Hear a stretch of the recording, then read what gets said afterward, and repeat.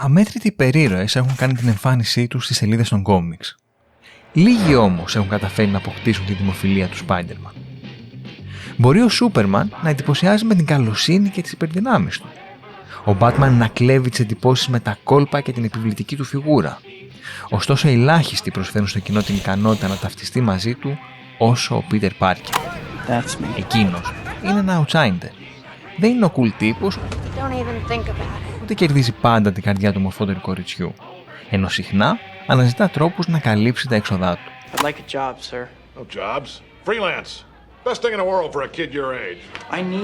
Τις περισσότερες φορές η περιηρωική του δράση περιορίζεται στα όρια της Νέας Υόρκης, απέχοντας αρκετά από τις εντυπωσιακές κοσμικές περιπέτειες άλλων χαρακτήρων.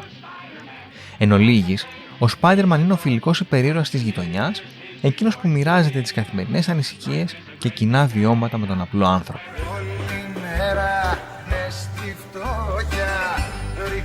Από όλα εκείνα τα γνωρίσματα που εξανθρωπίζουν τη δημιουργία των Stan Lee και Steve Ditko είναι τα ταξικά χαρακτηριστικά του, το άγχος της καθημερινής επιβίωσης, εκείνα που πιθανότατα θα έχει βιώσει κανείς, είτε είναι το μαγκάκι του σχολείου, είτε όχι. Είτε βγήκε με το άτομο που κάνει την καρδιά του να χτυπάει δυνατά, είτε το είδε να βγαίνει με τον κολλητό του. Σήμερα λοιπόν θα εξερευνήσουμε την εξέλιξη των ταξικών χαρακτηριστικών του Spider-Man στις 3 απόπειρες μεταφοράς του στον κινηματογράφο, ξεκινώντας από την τριλογία του Sam Raimi, περνώντας η διλογία του Mark Webb και καταλήγοντας στην απεικόνιση του MCU.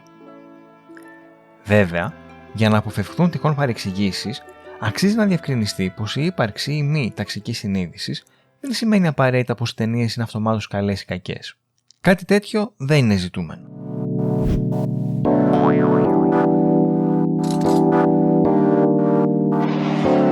Για πολλούς, η καλύτερη απεικόνιση του χαρακτήρα πραγματοποιήθηκε στην τριλογία του Sam Raimi. Και όντως, όσον αφορά την ταξική απεικόνιση, ο Raimi έκανε σταθερά την καλύτερη δουλειά. Ήδη από την πρώτη ταινία, ακούμε τον θείο Ben να παραπονιέται για την απόφαση της επιχείρησης στην οποία δούλευε να πωλήσει υπαλλήλους προκειμένου να αυξήσει τα κέρδη της,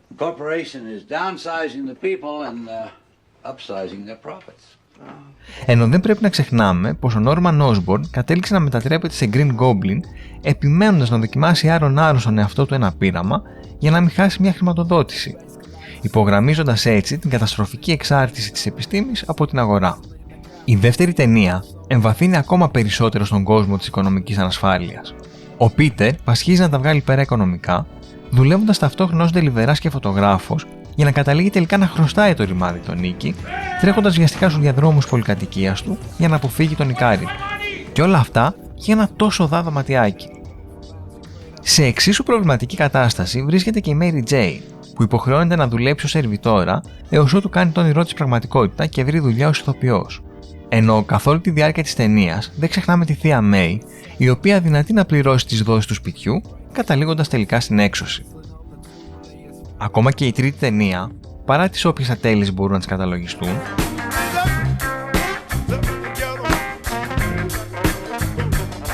διατηρεί αναλύωτους παρόμοιους προβληματισμούς, βάζοντας λόγου χάρη τον Sandman να γίνεται εγκληματίας προκειμένου να βρει χρήματα για την ιατροφαρμακευτική περίθαλψη της κόρης του, αφού το κράτος πρόνοιας είναι ανύπαρκτο. Μια ακόμα σημαντική διάσταση, η οποία κατά μία έννοια θα μπορούσε να θεωρηθεί κομμάτι ή έστω προέκταση της ταξικής πτυχής του Spider-Man, είναι η αλληλεγγύη που δείχνει ο απλός άνθρωπος προς εκείνον. Στην πρώτη ταινία, στη σκηνή της γέφυρας, αγανακτισμένος κόσμος βοηθάει τον Αραχνάκη να αντιμετωπίσει τον Green Goblin, πετώντας του διάφορα αντικείμενα. Ενώ ακόμα πιο χαρακτηριστική είναι η σκηνή στο τρένο, στην επόμενη ταινία. Με τον Spider-Man να έχει χάσει τις αισθήσεις του, ύστερα από μια υπεράνθρωπη προσπάθεια να σώσει τους επιβάτες του τρένου, εκείνοι τον αρπάζουν τελευταία στιγμή προτού πέσει στο κενό, τον σηκώνουν στον αέρα, τον ξαπλώνουν στο πάτωμα μέχρι να συνέλθει και όλοι μαζί υπόσχονται να κρατήσουν κρυφό το μυστικό της ταυτότητάς του, μιας και η μάσκα του έχει καταστραφεί. 5 χρόνια μετά το άδοξο φινάλε της τριλογίας του Sam Raimi και 4 χρόνια ύστερα από το ξέσπασμα της οικονομικής κρίσης του 2008, αλλά και την εμφάνιση του ρεαλιστικού υπερηρωικού οράματος του Christopher Nolan με τον Dark Knight, ο Mark Webb επαναφέρει τον Spider-Man στη μεγάλη οθόνη.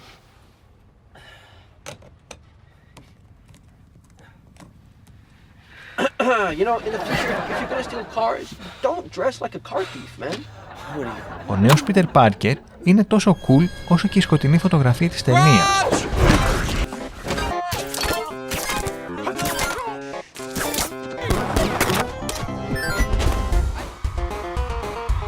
αλλά τα οικονομικά προβλήματα έχουν παραγωνιστεί σημαντικά και η αλληλέγγυα σχέση του με τους κατοίκους της Νέας Υόρκης κάνει την εμφάνισή της σε ελάχιστες στιγμές.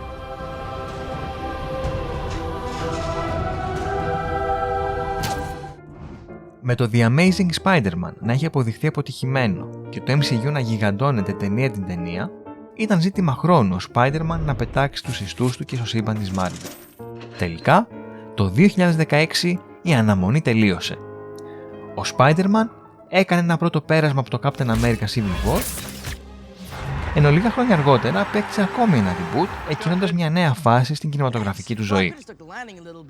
Έχοντας κάψει δι στο χάρτη του θείου Ben, ο Spider-Man χρειαζόταν ένα άλλο πρότυπο να τον συντροφεύσει στο προσωπικό ταξίδι ενηλικίωσής του. Πρόσωπο το οποίο βρέθηκε στο μακράν πιο ακατάλληλο άτομο. Τον Tony Stark, τον γνωστό δισεκατομμυρίουχο Playboy που τάχα σώζει τον κόσμο μασκαρεμένος ως Iron Man. Big man in a suit of armor. Take that off. What are you? Genius, billionaire, playboy, philanthropist. Η παρουσία του Iron Man είναι προβληματική σε πολλαπλά επίπεδα. Λόγου χάρη μετατρέπει τον Spider-Man σε δευτεραγωνιστή στις ίδιες του τις ταινίες. Ωστόσο, γίνεται ακόμα χειρότερη αν επικεντρωθούμε στο ταξικό της υπόθεσης. Δεν είναι μονάχα πως ο Τόνι λύνει κάθε οικονομικό πρόβλημα του Πίτερ, διαγράφοντας έτσι ένα από τα βασικότερα γνωρίσματα του χαρακτήρα, αλλά ότι τον υποχρεώνει να συμμετάσχει στον προσωπικό του στρατό, απειλώντας τον μάλιστα πως σε περίπτωση που αρνηθεί θα αποκαλύψει την ταυτότητά του στη θεία Μέη, της οποίας η μοναδική έγνοια είναι τα γκομενικά της. Αναγκασμένος να συμμετέχει σε μάχες που δεν επέλεξε, ο Spider-Man του MCU ασχολείται με τη Νέα Υόρκη μόνο περιστασιακά, ρίχνοντας όλο του το βάρος σε συμπαντικές μονομαχίες, καταλήγοντας από προστάτης της γειτονιάς εκπρόσωπος ενός φιλοστρατιωτικού καπιταλιστή. Βέβαια, αν θέλουμε να είμαστε δίκαιοι, αυτή η προσέγγιση δεν είναι εξορισμού προβληματική. Για παράδειγμα, αν ο Spider-Man Peter Parker κατέληγε να κρατάει κριτική στάση απέναντι στο πρωτοπαλίκαρο του MCU, θα μιλάγαμε για μια εξαιρετική ιδέα. Ωστόσο, σε καμιά περίπτωση δεν συμβαίνει κάτι τέτοιο. Οι πρακτικές του Stark ποτέ δεν αμφισβητούνται, γεγονός που προκαλεί ακόμα μεγαλύτερη έκπληξη, δεδομένου πως οι δύο ανταγωνιστές του Spider-Man προέρχονται από την εργατική τάξη, με μια ευρύτερη έννοια έστω, και ξεκινούν τις εγκληματικές τους ενέργειες εξαιτίας της οικονομικής εκμετάλλευσης του Stark. All post-battle cleanup operations are now under our jurisdiction. If you have a grievance, you may take it up with my superiors. Who the hell are they? Σε αντίθεση όμως με τους ανταγωνιστές της τριλογίας του Raimi, όπου ως έναν βαθμό υπήρξε εξηλαίωση χάρη στην αναγνώριση των κοινωνικών αιτιών που τους μετέτρεψαν σε κακοποιούς, εδώ δεν γίνεται ούτε λόγος. Η απολυτικ, ή καλύτερα η και καλυμμένα συντηρητική στάση που διατηρεί ο νέος Spider-Man του φιλοστρατιωτικού MCU, από τη μια προκαλεί έκπληξη, διότι ενώ αντιπροσωπεύει μια γενιά που μεγάλωσε μέσα στην κρίση, δεν ενδιαφέρεται να αποτυπώσει τα βιώματα και τις ανησυχίες της. Απ' την άλλη όμως, είναι αυτό ακριβώς που περιμένει να δει κανείς από μια πολυεθνική που δεν διστάζει να αλλοιώνει το κοινωνικό υπόβαθρο των χαρακτήρων της, την ίδια στιγμή που πρωτοστατεί στον woke καπιταλισμό. Τι κι αν το φινάλε του No Way Home φαίνεται να τον οδηγεί στα κλασικά πρότυπα του χαρακτήρα, φαίνοντάς τον μεταξύ άλλων αντιμέτωπο με την οικονομική ανασφάλεια. Όπως ήδη διαπιστώσαμε, η μέχρι τώρα στάση και η ιδεολογία της Marvel ελάχιστα μπορούν να μας καθησυχάσουν πως αυτή η απεικόνηση θα είναι ειλικρινής και δεν θα καταλήξει να είναι άκρως επιδερμική.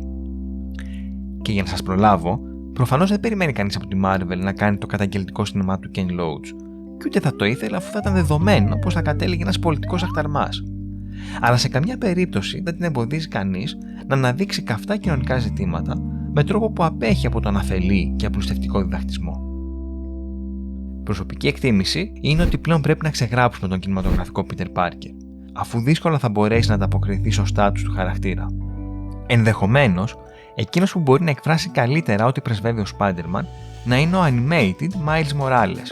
Το γεγονός πως οι περιπέτειές του έχουν μορφή κινουμένων σχεδίων, άρα θεωρητικά αποτελεί μια ταινία μικρότερου ρίσκου, σε συνδυασμό με τη δημιουργική ματιά του Phil Lord, δημιουργούν προσδοκίες για το μέλλον ενός χαρακτήρα που έχει ήδη αποδείξει πως αντιλαμβάνεται καλύτερα τη ζωή του δρόμου.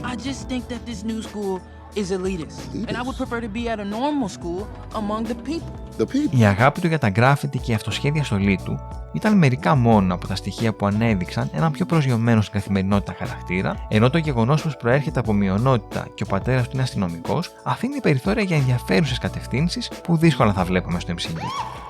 gotta say I love you back. Dad, are you serious? I want to hear it. You want to hear me I say love you, Dad. I love you. That's a copy. Tie your shoes, please. Σε κάθε περίπτωση, ένα είναι δεδομένο. Με τη μεγάλη δύναμη έρχεται και μεγάλη ευθύνη. Και η Marvel με τη σημερινή άπληστη μορφή της έχει αποδείξει πολλάκις πως αδυνατεί να σηκώσει το βάρος ενός τέτοιου ήρωα. I'm so sorry. Are you okay? No, not really. Παρά μόνο να βασιστεί σε ευθυνή νοσταλγία. We should go. We should go. Come on. But you said you don't want to swing me. You should just swing me. Yeah. Okay. We can take the subway. Yeah, maybe you guys can go around. All right. Thanks, New York.